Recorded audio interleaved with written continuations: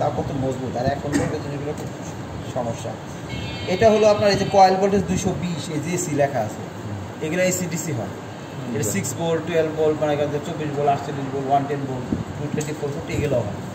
তো এই জায়গাটার ভিতরে স্যার এই যে এই জায়গাটা আপনার ইয়ে আছে, কি বলে 1 2 3 4 এরকম মানে 14টা টার্মিনাল আছে। এখানে আছে 12টা, এখানে আছে 2টা। এই দুটো হলো আপনার সোর্স, এই দুটোর ভিতরে সোর্স। এর ভিতরে স্যার একটা আছে কমন, একটা কি আছে কমন আছে। এই যে মাঝখানে যে পার্টটা দেখতেছেন আমরা, এটা হচ্ছে স্যার কমন। এখন এই দুটো স্যার এনসি আছে, পাওয়ার সারা অবস্থায় এই দুইটা কি এটার সাথে এটা কমিউনিকেশন, এটার সাথে এটা, মানে এই 4টা এনসি পজিশন আছে এরকম। যখন আমি সোর্স দিব তখন কি হবে জানেন, আবার এটার সাথে চলে যাবে। কোনটার সাথে চলে যাবে? নিচেরটার সাথে চলে যাবে। একটা মিনিট, এটা হলো কয়েল, এটা কয়েল, এটা হচ্ছে কমন, ঠিক আছে। এখন এই দুটার সাথে স্যার এনসি আছে আর এটার সাথে নাই। যখন সোর্স দিব তখন এটা এনসি হবে। আপনি একটা সিরিজ চেক দিতে পারি,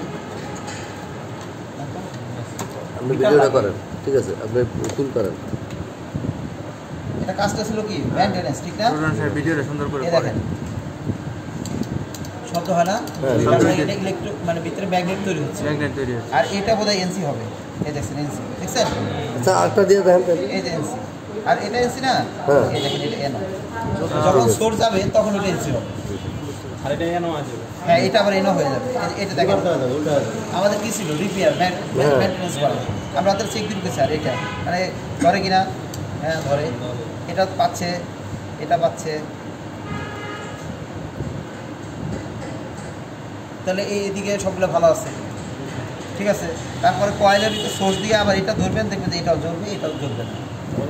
এইভাবে যদি প্রত্যেকটা পার্ট যদি আমরা চেক করি তাহলে বুঝবেন জিনিসটা ভালো আছে।